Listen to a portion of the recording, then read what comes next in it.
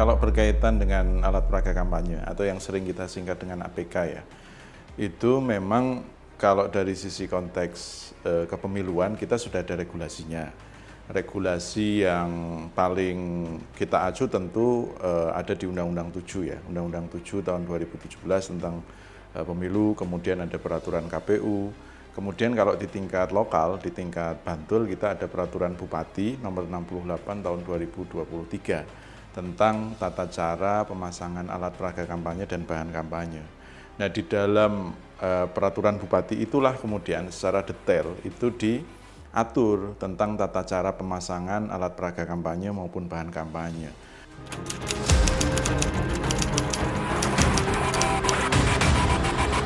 Nah, berbicara tata cara pemasangan, di situ ada hal-hal yang kemudian dilarang ya.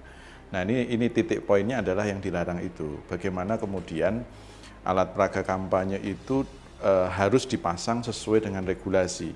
Ketika tata cara pemasangannya melanggar, maka kemudian itu yang kemudian akan dilakukan penertiban. Bagaimana tata cara pemasangan yang melanggar begitu ya? Ada banyak hal, ada banyak jenis ya. Tapi yang kemudian paling banyak itu adalah yang dipaku atau diikat dengan pohon misalnya gitu ya. Kemudian yang lain misalnya ada alat peraga kampanye yang dipasang di lingkungan fasilitas pemerintah gitu ya. Nah, itu juga nggak boleh. Kemudian alat peraga kampanye yang dipasang di dekat lampu pengatur lalu lintas atau di persimpangan begitu. Nah, kemudian ada juga alat peraga kampanye yang dipasang, biasanya ini spanduk ya, dipasang melintang. Nah, melintang juga nggak boleh. Nah, hal-hal itu yang kemudian banyak yang kita temui selama ini, banyak kita temui yang kemudian itu menjadikan alat peraga kampanye itu dari sisi tata cara pemasangannya tidak sesuai dengan peraturan Bupati, sehingga kemudian Bawaslu dengan tim yang lain itu melakukan penertiban.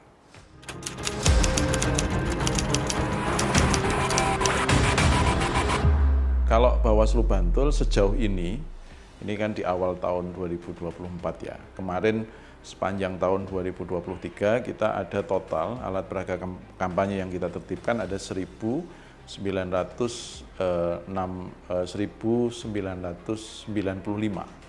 1995. Nah, 1995 alat peraga kampanye tentu itu ada berbagai macam jenis ya. Paling tidak ada 3 jenis di situ.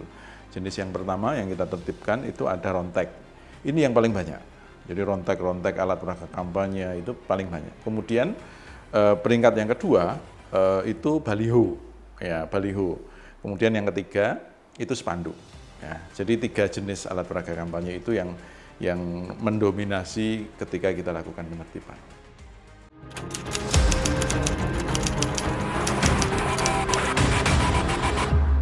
Alat peraga kampanye ini kan diperbolehkan dipasang pada saat masa kampanye saja. Kita tahu masa kampanye pemilu 2024 itu akan berakhir di tanggal 10 Februari tahun 2024. Nah, 3 hari pasca tanggal 10 Februari itu kan hari tenang. Nah, di hari tenang itu semua alat peraga kampanye di seluruh pelosok Kabupaten Bantul itu sudah harus bersih. Maka kemudian di hari tenang itu kemudian kami tentu nanti dengan jajaran pengawas pemilu itu nanti akan membersihkan semua alat peraga yang masih terpasang.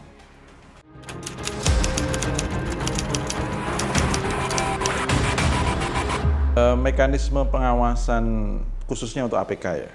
Khususnya untuk APK ini kita lakukan berbasis kewilayahan. Artinya kita ada pasukan Bawaslu itu kan ada cukup banyak ya. Salah satunya adalah komponen teman-teman pengawas kelurahan dan pengawas kecamatan. Nah, teman-teman pengawas kelurahan, kemudian pengawas kecamatan inilah yang kemudian mereka mengidentifikasi ya.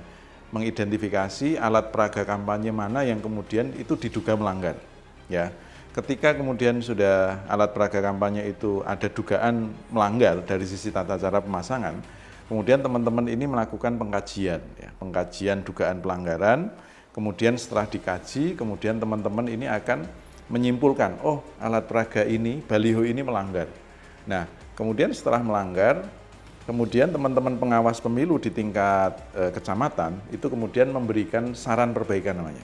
Kita memberikan kesempatan, jadi tidak langsung kemudian alat peraga yang melanggar itu ditertibkan, tidak, tapi ada proses kita mengirimkan saran perbaikan kepada peserta pemilu. Kalau kita berbicara peserta pemilu kan ada partai politik, ada calon DPD, ada tim kampanye capres cawapres, begitu kan. Kita berikan saran perbaikan agar alat peraga yang melanggar itu dipindahkan atau ditertibkan secara mandiri. Ya, tidak perlu dengan Satpol PP, ya. Nah, kalau kita sudah berikan saran perbaikan untuk ditertibkan tapi tidak diindahkan, begitu. Kemudian Bawaslu mengirimkan surat rekomendasi ke KPU, karena KPU ini yang kemudian nanti akan berkomunikasi dengan partai politik. Nah, kita kirimkan rekomendasi ke KPU, kemudian KPU menyampaikan rekomendasi pelanggaran itu ke peserta pemilu. Nah, ditunggu 3 hari. Kalau 3 hari itu tidak ada action dari peserta pemilu, baru kemudian nanti kita akan berkoordinasi dengan Satpol PP, kemudian dengan tim gabungan. Tim gabungan itu ada Polres, ada Kodim, ada DLH, ada PLN, ada Kominfo, gitu ya. Kita lakukan koordinasi untuk melakukan penertiban. Jadi prosesnya cukup panjang ya untuk melakukan penertiban APK ini.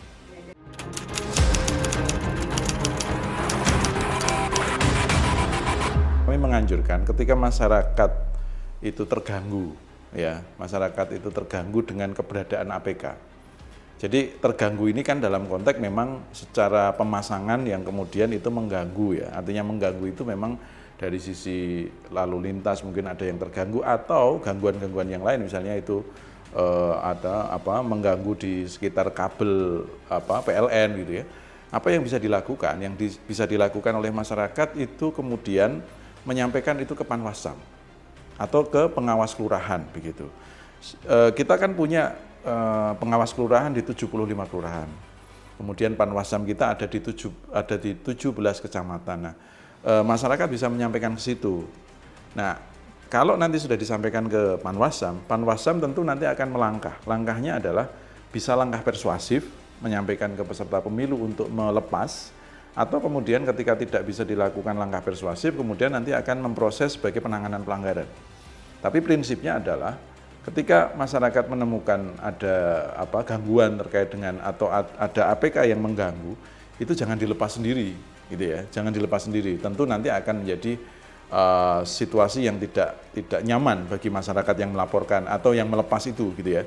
Jadi kalau ada yang merasa mengganggu APK-nya itu solusinya adalah dilaporkan ke Panwas setempat.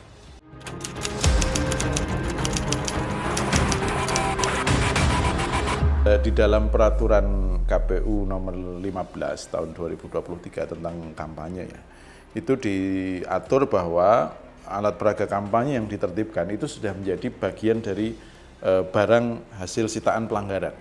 Artinya apa? Artinya barang atau APK tersebut itu tidak bisa diambil kembali, ya.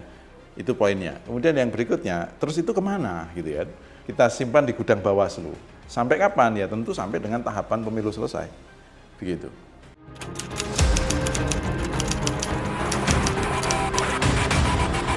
Seandainya itu ada tanah pribadi yang kemudian dipasang begitu, maka kemudian kalau dipasang itu seizin yang punya tanah itu diperbolehkan. Ya, tentu nanti Bawaslu, Satpol PP itu tidak akan melakukan penertiban sepanjang memang itu sudah atas seizin dari pemilik tanah, ya. Sehingga yang terjadi ketika ada pemasangan di tanah milik pribadi, maka kemudian nanti pasti Bawaslu atau Satpol PP akan melakukan konfirmasi. Bapak, Ibu, apakah alat peraga kampanye ini dipasang sudah seizin pemilik tanah, begitu ya? Oh sudah, ya. Kalau sudah ya sudah kita biarkan. Tapi kalau belum, nah kalau belum nanti kita akan komunikasikan apakah akan ikut ditertibkan atau tidak.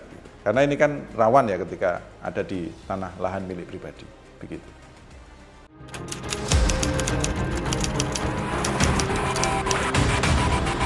Pertama, bahwa alat peraga kampanye ini kan bagian dari metode kampanye ya. Ada banyak sekali metode kampanye yang diatur di dalam pemilu saat ini, pemasangan alat peraga kampanye ini adalah salah satu metode kampanye bagi peserta pemilu. Nah, tadi dalam konteks penggunaan metode kampanye, alat peraga kampanye, tentu peserta pemilu harus paham, harus patuh terhadap regulasi. Kemudian yang berikutnya kepada masyarakat, ya tentu kita berharap kepada masyarakat Bantul untuk kemudian melakukan pengawasan partisipatif ya. Pengawasan partisipatif terutama dalam hal pemasangan alat peraga kampanye. Seandainya masyarakat Bantul mengetahui ada alat peraga kampanye yang dipasang tidak sesuai ketentuan regulasi, kami mengajak masyarakat aktif untuk melaporkan atau menginformasikan paling tidak kepada jajaran pengawas pemilu, baik di tingkat kelurahan atau di tingkat kecamatan. Saya kira itu.